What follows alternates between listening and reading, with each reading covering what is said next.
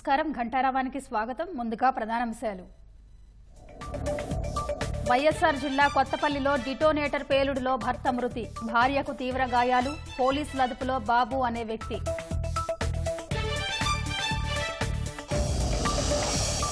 సరికొత్త లక్ష్యాలతో రాష్ట్ర ప్రభుత్వ నూతన ఇంధన పాలసీ, 10 లక్షల కోట్ల పెట్టుబడులు, 7.75 లక్షల మందికి ఉపాధి. ప్రాధాన్యం లేని ప్రాజెక్టుల్ని ఆపేయాలని ప్రభుత్వం నిర్ణయం, 25% లోపు మాత్రమే పనులు చేసి ఉంటే ఒప్పందాలు రద్దు.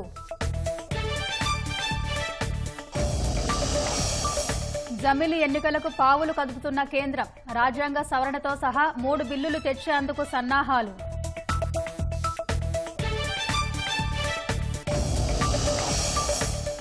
లెబనాన్పై ఇజ్రాయెల్ దాడుల్లో 37 మంది ముష్కర్ల హతం, యెమెన్లోని హూతీల స్థావరాలపైన బాంబుల వర్షం.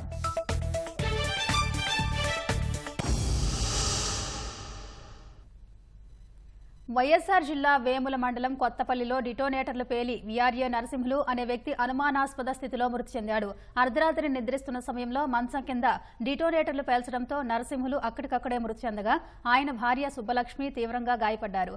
గనుల్లో ఉపయోగించే డిటోనేటర్లు బ్యాటరీ సాయంతో పేల్చినట్టు పోలీసులు తెలిపారు. కొత్తపల్లికి చెందిన బాబు అనే వ్యక్తిపై మృతుడి కూతురు అనుమానం వ్యక్తం చేశారు. బాబు నరసింహుల మధ్య గత కొంతకాలంగా తీవ్ర విభేదాలు ఉన్నాయని, తరచూ గొడవలకు దిగేవారని స్థానికులు తెలిపారు. బాధితురాలు సుబ్బలక్ష్మిని పులివెందుల ప్రభుత్వ ఆసుపత్రికి తరలించారు. బాబును అదుపులోకి తీసుకుని విచారణ చేస్తున్నారు. రాష్ట్రంలో రాబోయే 5 ఏళ్లలో 10 లక్షల కోట్ల పెట్టుబడులు, 7.75 లక్షల మందికి ఉపాధి లక్ష్యంగా సమీకృత ఇంధన పాలసీని ప్రభుత్వం రూపొందించింది. సౌర, పవన, battery storage, electrolysers, biofuel, PSP, hybrid ప్రాజెక్టులు, సోలార్ పార్కులు, తయారీ యూనిట్ల ఏర్పాటుకు ఒకే పాలసీని తీసుకొస్తోంది. ఈ పాలసీ ద్వారా వచ్చే పెట్టుబడులకు పారిశ్రామిక హోదాను కల్పించనుంది. ప్రధానంగా గ్రీన్ ఎనర్జీ ప్రాజెక్టులను ప్రోత్సహించడం ద్వారా అంతర్జాతీయ పెట్టుబడుల లక్ష్యంగా ప్రభుత్వం పాలసీని రూపొందించింది. పునరుత్పాదక తయారీ జోన్లను ఏర్పాటు చేయనున్న ప్రభుత్వం 500 విద్యుత్ ఛార్జింగ్ కేంద్రాలను సైతం నెలకొల్పనుంది. రాష్ట్ర ప్రభుత్వం నూతన ఇంధన పాలసీని సిద్ధం చేసింది. కొత్తగా అభివృద్ధి చెందుతున్న green hydrogen, green ammonia, electrolyser manufacturing, biofuel, battery storage, PSP ప్రాజెక్టులను ప్రోత్సహించేలా ప్రస్తుతం ఇస్తున్న రాయితీల్ని కొనసాగిస్తూనే కొత్తగా పెట్టుబడి రాయితీని ప్రభుత్వం ఇవ్వనుంది. రాష్ట్ర డిమాండ్లో పునరుత్పాదక విద్యుత్ వాటాను గణనీయంగా పెంచడం ద్వారా విద్యుత్ సేకరణ ఖర్చును తగ్గించే లక్ష్యంతో నూతన పాలసీని ప్రభుత్వం సిద్ధం చేసింది. క్లీన్ ఎనర్జీ ప్లాంట్ల ఏర్పాటే లక్ష్యంగా నిర్దేశించుకుంది. సర్క్యులర్ ఎకానమీని సులభతరం చేసేందుకు పెట్టుబడి అవకాశాన్ని సృష్టించడం, తద్వారా ఉపాధి అవకాశాన్ని పెంచడమే పాలసీ ప్రధాన లక్ష్యాలుగా పేర్కొంది. నూతన పాలసీ 5 ఏళ్లు అమల్లో ఉంటుంది. గతంలో పునరుత్పాదక విద్యుత్ ప్రాజెక్టుల ఏర్పాటుకు ఒప్పందాలు కుదుర్చుకుని గ్రౌండింగ్, ఉత్పత్తిలోకి రాని వాటికి కూడా నూతన పాలసీ వర్తింపజేసే వెసులుబాటు కల్పించింది.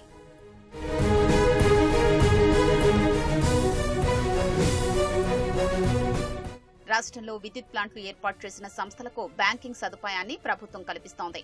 ఆ విద్యుత్ను తిరిగి వినియోగించుకునేందుకు నిబంధనల్ని చేర్చింది. ఆఫ్ పీక్ విద్యుత్ను ఆఫ్ పీక్ వ్యవధిలోనే ఎప్పుడైనా తిరిగి వినియోగించుకునేలా, పీక్ డిమాండ్ విద్యుత్ను ఎప్పుడు అవసరమైనా వినియోగించుకునేలా మార్చింది. సాధారణ బ్యాంకింగ్ విద్యుత్ను నార్మల్, ఆఫ్ పీక్ వ్యవధిలో వినియోగించుకునే వెసులుబాటు సంస్థలకుంటుంది. పీక్ గ్రిడ్ డిమాండ్లో 5% వరకు 2024-25 ఆర్థిక సంవత్సరంలో విద్యుత్ బ్యాంకింగ్ కు ప్రభుత్వం అవకాశం కల్పించనుంది. ఆ తర్వాత ఏటా 5% చొప్పున పెంచుతుంది. రాష్ట్రంలో కొత్తగా పునరుత్పాదక తయారీ జోన్ REMZ-లను ఏర్పాటు చేయాలని ప్రభుత్వం నిర్ణయించింది. ప్రైవేటు రంగంలో ప్రాజెక్టులు ఏర్పాటు చేసే వారికి REMZ-లో మౌలిక సదుపాయాల్ని ప్రభుత్వం కల్పిస్తుంది. Geothermal, tidal, ocean energies, biofuel, biogas, ethanol మిశ్రమం, స్టోరేజీ, కార్బన్ క్యాప్చర్ వంటి ఇన్నోవేటివ్ RE టెక్నాలజీలకు ప్రాధాన్యం ఇవ్వనుంది. Viability gap fund, capital subsidy కింద 20% మొత్తాన్ని పైలట్ ప్రాజెక్టులకు అందిస్తుంది.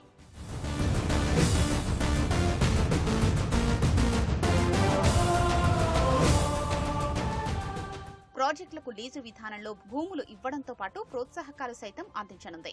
సౌర విద్యుత్ ప్రాజెక్టుల ఏర్పాటుకు సేకరించిన భూములకు ఎకరాకు ఏడాదికి 31,000, 2 ఏళ్లకు 5% చొప్పున పెంచి ఇవ్వనుంది. రూఫ్ టాప్ సోలార్ ప్రాజెక్టులకు 5 కిలోవాట్ల వరకు ఫీజు లేదు. 100 కిలోవాట్లకు 1000, 1000 కిలోవాట్లకు 10,000, అంతకు మించి ఏర్పాటు చేసే ప్రాజెక్టులకు మెగావాట్కు 25,000 నెట్ క్యాప్ వసూలు చేస్తుంది. సోలార్ మాడ్యూల్స్, విడిభాగాల తయారీ సంస్థలకు ఫిక్స్డ్ క్యాపిటల్ ఇన్వెస్ట్మెంట్ ఎఫ్సీఐపై పెట్టుబడి రాయితీ కింద 5 ఏళ్లలో 30% చెల్లించనుంది. ఓపెన్ యాక్సెస్ ఛార్జీలు, క్రాస్ సబ్సిడీ సర్ఛార్జీల్ని 10 ఏళ్లు మినహాయించనుంది.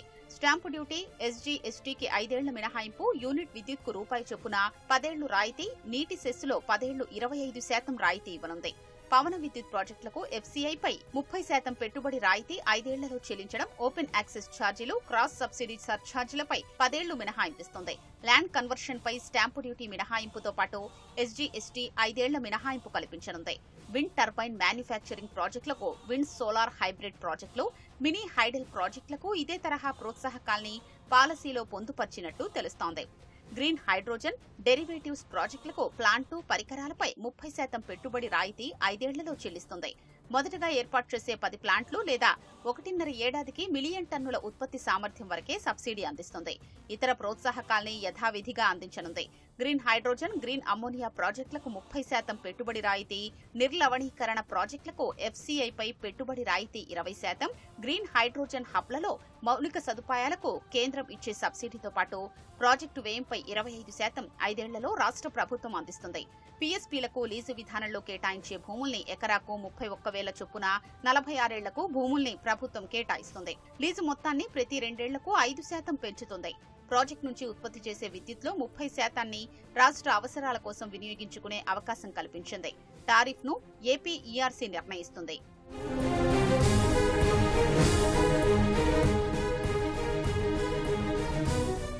రాష్ట్రంలో విద్యుత్ వాహనాల వినియోగాన్ని పెంచేందుకు 5 ఏళ్లలో 500 ఛార్జింగ్ కేంద్రాల్ని అందుబాటులోకి తేవాలని ప్రభుత్వం భావిస్తోంది. వాటి ఏర్పాటుకు చేసే మొత్తంపై 25% పెట్టుబడి రాయితీ ఇవ్వనుంది. కార్పొరేషన్లు, జిల్లా కేంద్రంలో 150, జాతీయ రహదారుల వెంబడి 150, మిగిలిన వాటిని ప్రైవేటు భవనాల్లో ఏర్పాటు చేయాలని భావిస్తోంది. ఏపీఈఆర్సీ నిర్ణయించిన మాక్సిమం సీలింగ్ టారిఫ్ ఎంసీటీ వర్తింపజేయనుంది. దీంతో పాటు అంతర్జాతీయ ప్రమాణాలతో clean energy knowledge and skill development centre CEKSDCని ప్రభుత్వం ఏర్పాటు చేస్తుంది. భవిష్యత్తులో గ్రీన్ ఎనర్జీకి ఉన్న అవకాశాల దృష్ట్యా అవసరమైన నాలెడ్జ్, ఎప్పటికప్పుడు టెక్నాలజీ ట్రాన్స్ఫర్, ఈ రంగంలో నిపుణుల్ని తీర్చిదిద్దడంతో పాటు సర్టిఫికేషన్ కోర్సుల్ని ప్రభుత్వం అందిస్తుంది. గత వైసీపీ ప్రభుత్వ నిర్వాకం టిడ్కో లబ్ధిదారులకు శాపంగా మారింది. ఇళ్ల నిర్మాణం పేరుతో గత ప్రభుత్వం తీసుకున్న రుణాలు లబ్ధిదారుల మెడకు చుట్టుకుంటున్నాయి. బ్యాంకుల నుంచి నోటీసులు వస్తుండటంతో టిడ్కో లబ్ధిదారులు తలలు పట్టుకుంటున్నారు. ప్రభుత్వం తమ పేరు మీద తీసుకున్న రుణాలు వెంటనే చెల్లించాలని డిమాండ్ చేస్తున్నారు. కృష్ణా జిల్లా ఉయ్యూరు పట్టణ పరిధిలోని జెమినీ స్కూల్, ఎగినపాడు, గండిగుంటలో గత తెలుగుదేశం ప్రభుత్వం 2,500కు పైగా టిడ్కో గృహాలు మంజూరు చేసింది. ఉయ్యూరులోని 9 బ్యాంకుల నుంచి 1000 మందికి పైగా టిడ్కో లబ్ధిదారుల పేరుతో గత వైసీపీ ప్రభుత్వం 25,67,00,000 రూపాయల రుణం తీసుకుంది. వాటి తాలూకా ఈఎంఐలు చెల్లించాలని, లేకుంటే చర్యలు తప్పవంటూ బ్యాంకర్లు లబ్ధిదారులకు ఫోన్లు, మెసేజ్లు పంపిస్తున్నారు. తాజాగా లీగల్ నోటీసులు సైతం జారీ చేస్తూ ఉండటంతో టిడ్కో లబ్ధిదారులు తీవ్ర ఆందోళన చెందుతున్నారు. ఎప్పుడు అందిస్తారో తెలియని ఇళ్లకు రుణ వాయిదాలు ఎలా చెల్లించాలని ప్రశ్నిస్తున్నారు. బ్యాంకు వాళ్ళేమో 2 సార్లు నోటీసు పంపించారు. మాకు ఇల్లు ఇవ్వండి, మేము ఎట్టా కడతామంటే మేము కట్టాము. నోటీసులు పంపించినా మేము ఇల్లు మేము కట్టాం, రూపాయి కూడా కట్టాం, మేము ఇంటి అద్దెలు కడతాము, మీకే కడతాం, మాకు ఇల్లు ఇచ్చినాక మేము కడతామని మేము చెప్పాం. డబుల్ బెడ్రూమ్కి మొత్తం ఈ ప్రభుత్వంలో 25,000, ఆ ప్రభుత్వంలో 25,000 కట్టాం. మొత్తం 50,000 కట్టాం. ఇప్పుడు ఇల్లు లేదు, ఏమీ లేదు. ఇటు అద్దెలు కట్టుకొని అటేమో లోన్లు కట్టాలంటే ఎక్కడ కడతాం మేము? ఏమండి మేడం గారు, మేము ఇది ఏంటంటే ఇలాగ మీరు ఇల్లు లోన్ తీసుకున్నారు కదా అన్నారు. మేము ఆ లోన్ తీసుకోలేదు, మాకు వాళ్ళు డబ్బులు ఇవ్వలేదు అన్నాను నేను. అంటే తీసుకున్నారు కదా, ఇంటికి లోన్ ఇచ్చాం కదా, అంతే మేము కట్టలేము మేడము. సంతకాలు మరి మీరు ఎలా పెట్టారు అంటే అందరూ పెట్టారు, మేము పెట్టాము. అంతేగాని సంతకాలు పెడితేప్పుడు మీరు నెలకి ఎంత కట్టాలమ్మనేసి మాతో చెప్పలేదు. ఇల్లు వస్తుందంటే ఆస్తి సంతకాలు పెట్టాము. మేము ఇప్పుడు కట్టాలంటే కట్టలేము, మాకు నోటీస్ వచ్చింది. అంతేనా మేము కట్టవలసిందేనమ్మా, అదేదో కిటికీ వాళ్ళు మీరు అడగండి, కట్టవలసిందే అన్నారు. టిడ్కో ఇళ్ల కోసం బ్యాంకుల నుంచి లబ్ధిదారులు పాక్షిక ఒప్పందం చేసుకుంటే రుణం మంజూరు చేసినట్లే. నాటి నుంచి 2 ఏళ్ల వరకు లబ్ధిదారులు వాయిదాలు చెల్లించిన అవసరం లేదు. ఆ గడువు కొంతమందికి ఇప్పటికే పూర్తి కావడంతో బ్యాంకుల నుంచి నోటీసులు అందుతున్నాయి. 1-2 వాయిదాలు చెల్లించకపోతే డీఫాల్టర్లుగా మారతారని బ్యాంకర్లు హెచ్చరిస్తుండటంతో లబ్ధిదారులు ఆందోళన వ్యక్తం చేస్తున్నారు. తాము రుణాలు కట్టలేమని బ్యాంక్ అధికారులకు చెప్తున్నా పట్టించుకోవడం లేదని మహిళలు వాపోతున్నారు. రుణాలిచ్చి ఇళ్లు ఇవ్వకుండా బ్యాంకులు వేధింపులకు దిగడం సరికాదంటున్నారు. చెప్తున్నారు. 25,000 కట్టాము. ఐడిబి బ్యాంక్ ఆయన 2-3 సార్లు ఫోన్ చేశారు. ఫోన్ చేస్తే మేము డబ్బులు అయితే కట్టము, మాకు గవర్నమెంట్ చెప్తే ఆ రూల్ ప్రకారం మేము పాటిస్తాం అన్నారు. లేదు మీరు డబ్బులు కట్టాల్సిందే అన్నారు. మేము డబ్బులు కట్టాం. అయితే మా బాండ్ మాకు ఇచ్చేయండి అని అన్నారు. తీసుకోవాలా, ఇచ్చేయండి అంటే మా క్యాష్ మాకు ఇచ్చేయండి, మేము బాండ్ ఇచ్చేస్తాం అన్నాం. కట్టాం 25,000 ఒకటి కట్టాం, 12,500 ఒకటి కట్టాం. మా ఇద్దరు అబ్బాయిలు కట్టారు. మరి మాకు కట్టేస్తుంటే నెలలకి ఫోన్లు వస్తుంటే మేము ఎక్కడ కడతాం? మీరు ఎందుకు సంతకం పెట్టారు, అందుకే డబ్బులు కట్టమన్నారు. మేము ఎలా కడతాం? ముందు అప్పులోడి మేము కట్టేసి మళ్ళీ తిరిగి కట్టాలని మేము ఎక్కడ కడతాం? పంపిస్తే కడతాం అంటున్నాం. అలా కుదరదంట, మేము కట్టాల్సింది అన్నారు. స్టార్టింగ్ ఫస్ట్ 25,000 కట్టామండి, తర్వాత 25,000 50,000 కట్టాము. వాటికి ఇంకా వడ్డీలు కడతానే ఉన్నామండి. ఇప్పటి వరకు ఇళ్ళు ఇవ్వలేదు. బ్యాంకులో లోన్ తీసామని చెప్పి ఎప్పటి నుండో ఫోన్లు వస్తున్నాయండి. మాకు ఇళ్ళు ఇవ్వలేదు కదా, మేము ఎలా లోన్ కడతామని అంటే ర్యాష్గా మాట్లాడుతున్నారు బ్యాంకు వాళ్ళు. ఇప్పుడేమో నోటీసులు పంపించారండి, వారం రోజుల్లో 3 లక్షల చిల్లర కట్టాలని చెప్పి అంటున్నారు. మేము మధ్యతరగతి వాళ్ళమండి, ఎలా తీసుకొచ్చి కడతాము? మాకు ఇళ్ళు ఇస్తే మేము కడతామండి. ఇక్కడ అద్దెలు కట్టుకొని అక్కడ లోన్లు కట్టాలంటే మా వల్ల కాదు. టిడ్కో ఇళ్లు వస్తున్నాయిలే అని సంబరపడ్డ లబ్ధిదారులు అప్పులు తెచ్చి మరీ డిపాజిట్లు చెల్లించారు. కూటమి ప్రభుత్వంలోనైనా తమకు ఇళ్లు వస్తాయని లబ్ధిదారులు ఆశాభావం వ్యక్తం చేస్తున్నారు. ఉన్నత చదువులు చదివినా ఉద్యోగం సాధించాలంటే సరైన నైపుణ్యం తప్పనిసరి. నైపుణ్యలేమితో కంపెనీల్లో కొలువు సాధించలేక ఇబ్బందులు పడుతున్న నిరుద్యోగ గ్రామీణ యువతకు పశ్చిమ గోదావరి జిల్లా నరసాపురం మండలం పిఎం లంకలోని డిజిటల్ కమ్యూనిటీ భవనం పరిష్కార మార్గం చూపుతోంది. 2 ఏళ్ల క్రితం ప్రారంభమైన ఈ డిజిటల్ భవనం ఇప్పటికే ఎంతో మందికి వృత్తి నైపుణ్యంలో శిక్షణ ఇవ్వగా తాజాగా సాఫ్ట్వేర్ కోర్సులను సైతం ఉచితంగా నేర్పిస్తూ తన ప్రత్యేకతను చాటుకుంటోంది. ఇది పశ్చిమ గోదావరి జిల్లా నర్సాపురం మండలం పిఎం లంక గ్రామంలోని డిజిటల్ కమ్యూనిటీ భవనం. 2022లో కేంద్ర మంత్రి నిర్మలా సీతారామన్ చేతుల మీదుగా ప్రారంభించిన ఈ భవనం అప్పటి నుంచి గ్రామీణ యువత, మహిళలు, ముఖ్యంగా చేతి వృత్తుల వారికి నైపుణ్యంలో శిక్షణ అందించడమే కాకుండా వారికి ఉపాధి అవకాశాలను కల్పించే దిశగా అడుగులు వేస్తోంది. 3 అంతస్తుల ఈ భవనంలో నిరుద్యోగ యువతకు నైపుణ్యాలను అందించడం ద్వారా వారు ఉద్యోగాలు సాధించి కుటుంబాలకు అండగా నిలబడే విధంగా ఇక్కడ పలు రకాల వృత్తుల్లో శిక్షణ ఇస్తున్నారు. ఉమ్మడి పశ్చిమ గోదావరి జిల్లాలోనే ఎక్కడా లేని విధంగా ఎలక్ట్రికల్ నుంచి సాఫ్ట్వేర్ కోర్సుల వరకు ఇక్కడ శిక్షణ ఇస్తున్నారు.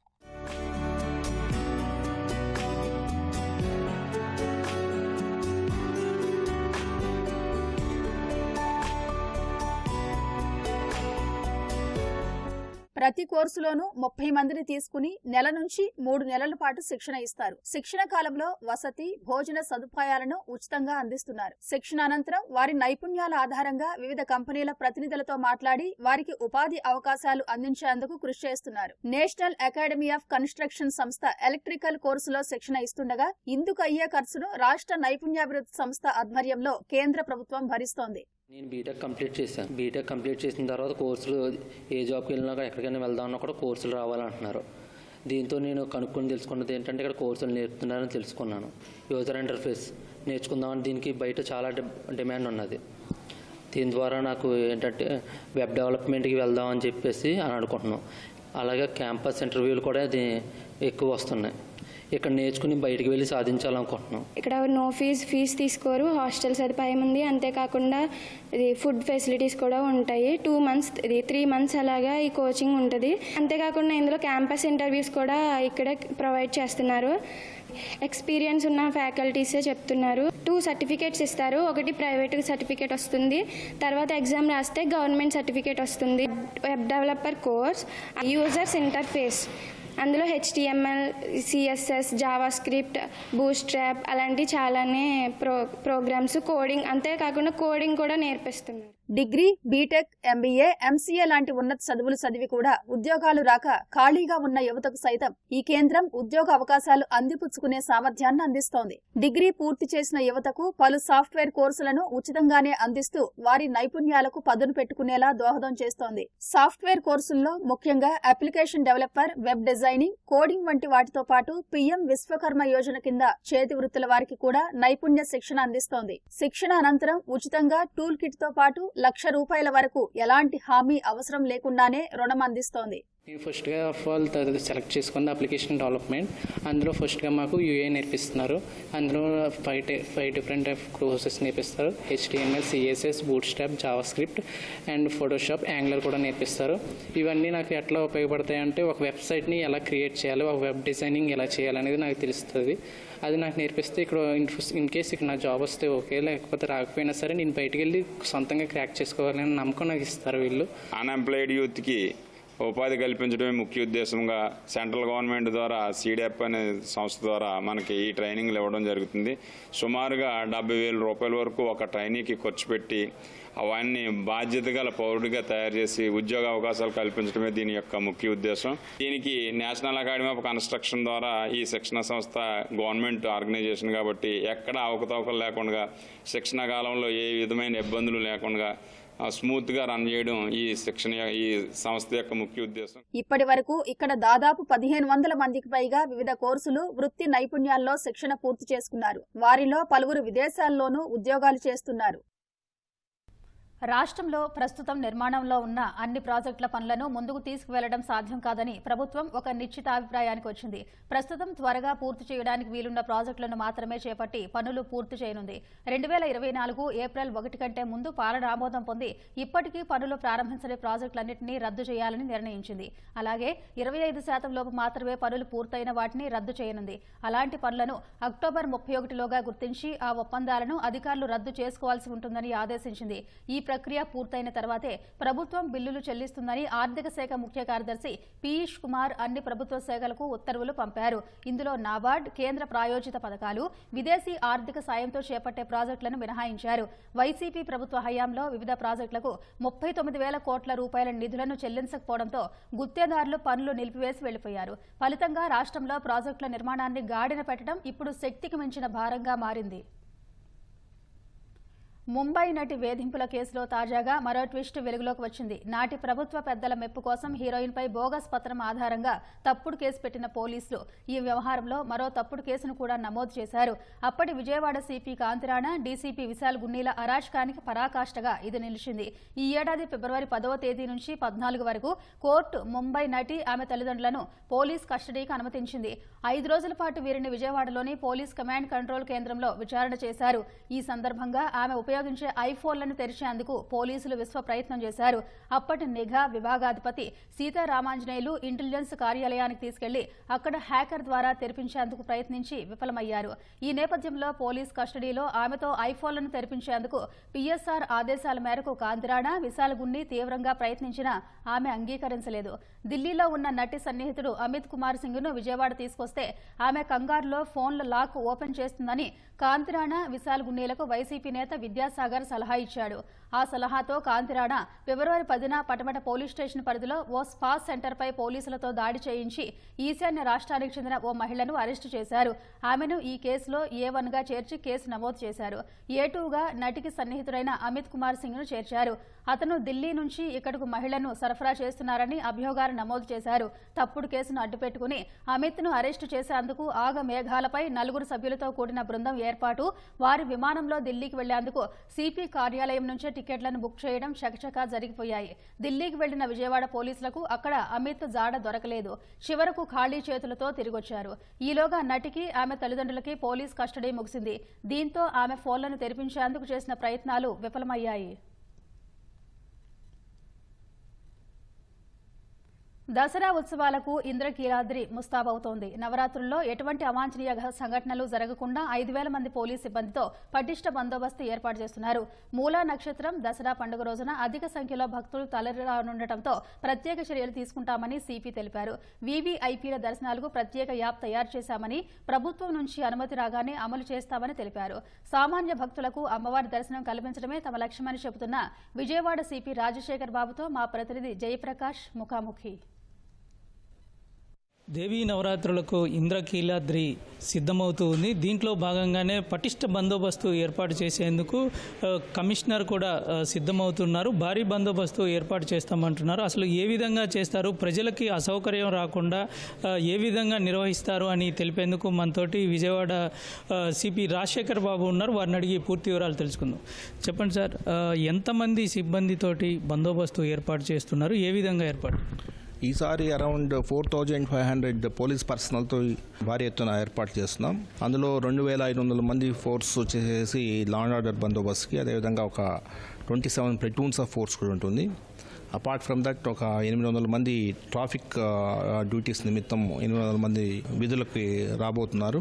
వీరు కాక కంట్రోల్ రూమ్, ఈసారి మనం ఏంటంటే కొంత కంట్రోల్ రూమ్ సేవల్ని విస్తృతంగా తీసుకురావాలని చెప్పేసి ఆలోచించి ఈసారి అరౌండ్ 200 మెంబర్స్తో కంట్రోల్ రూమ్ ఆపరేట్ చేయడం జరుగుతుంది. సో ఈసారి కొంత వినూత్నంగా ముందుకు పోతున్నాం. అంతకు మునుపు ఉన్న ఎక్స్పీరియన్సెస్ దృష్టిలో పెట్టుకొని ఈరోజు మీడియాతో కూడా ఈరోజు సమన్వయ కమిటీ ఏర్పాటు చేశాం. ఇందులో లాస్ట్ టైం ఎటువంటి ఇష్యూస్ వచ్చాయి అనేది ఒకసారి మనం ఫీడ్బ్యాక్ అంతా తీసుకునేసేసి ఆ ఇష్యూస్ ఈసారి తలెత్తకుండా మనం ఎలా ముందుకెళ్ళాలనే దాని మీద ఎక్కువ కోఆర్డినేషన్ మీటింగ్స్ పెట్టుకున్నాం. డిస్ట్రిక్ట్ కలెక్టర్ గారు, అదేవిధంగా ఈఓ గారు, విజయవాడ మున్సిపల్ కమిషనర్ గారు, వీరితో పలు దఫాలుగా మీటింగ్స్ పెట్టడం జరిగింది. ఒక 5 to 6 టైమ్స్ నేను విజిట్ చేశాను. అదేవిధంగా కలెక్టర్ గారు అందరం కూడా విజిట్ చేసి అంతకు మునుపు ఉన్న షార్ట్ ఫాల్స్ ఏవైతే ఉన్నాయో అవన్నీ కూడా మనము కరెక్షన్స్ చేసుకుంటూ ఈసారి అటువంటి సమస్యలు ఉత్పన్నం కాకుండా ముందుకు వెళ్ళేలాగా చూస్తున్నాము. గౌరవ ఎండోమెంట్ మినిస్టర్ గారు వారితో ఒకసారి సంప్రదించి ఫైనల్గా ఈ విఐపీస్ మామూలుగా గమనిస్తే ఈ విఐపీస్ తాకిడి ఎక్కువైతా ఉంది అనేది ఒక అపవాదం అంత మనకు ఉంది. సో దాన్ని ఎలాగ మనము అడ్రస్ చేయాలనేది కూడా ఆలోచిస్తున్నాం. వాళ్ళు ఎక్కడ ఏ రూట్లో రావాలి ఇవన్నీ కూడా ఒకసారి చర్చించి తదుపరి నిర్ణయం తీసుకోవడం జరుగుతుంది. ఈ మూలా నక్షత్రం అదేవిధంగా దసరా పండుగ రోజు భారీ సంఖ్యలో భక్తులు వస్తూ ఉంటారు. ముందు రోజు రాత్రి నుంచే వాళ్ళు దర్శనానికి వస్తూ ఉంటారు. వారి కోసం ఎట్లాంటి అంటే కొంతవరకు తోపులాట జరిగిన సందర్భాలు కూడా ఉన్నాయి. దానికోసం ఎట్లాంటి ఏర్పాట్లు చేస్తూ ఉన్నారు? ఏ విధంగా క్యూ లైన్ల నిర్వహణ జరుగుతుంది? క్యూ లైన్లు ఈసారి పకడ్బందీగా క్యూ లైన్ అనేది మనం ఏర్పాటు చేస్తున్నాము. ఈసారి టెక్నాలజీని కూడా కొంత లైక్ డ్రోన్స్ కూడా మన డ్రోన్ సీఈఓ గారితో కూడా మాట్లాడడం జరిగింది, డ్రోన్స్ కార్పొరేషన్ సీఈఓ గారితో. ఈసారి అసలు ఈ హోల్డింగ్ ఏరియాస్లో ఎంతమంది ప్రజలు ఉన్నారు అనేది కౌంట్ అనేది మనకు రియల్ టైంలో కౌంట్ కావాలని అడిగాము. దానికి వారు అంగీకరించారు. కొన్నిసారి హోల్డింగ్ ఏరియాస్ కూడా పెంచాలనుకుంటున్నాము. ఇంతకుమునుపు హోల్డింగ్ ఏరియాస్ విఎంసీ ఎదురుగా ఉన్న మైదానంలోనే హోల్డింగ్ ఏరియాస్ ఉండేవి. ఈసారి ఆ హోల్డింగ్ ఏరియాస్ లాస్ట్ టైం చూస్తే మనము అది కాళేశ్వరం ఫ్లైఓవర్ మీద కూడా ఎక్స్టెండ్ అవుతా ఉంది. సో దాన్ని కూడా ఈసారి పకడ్బందీగా హోల్డింగ్ ఏరియాస్ మనం పటిష్టం చేయడం అనేది ఒక ఆలోచన.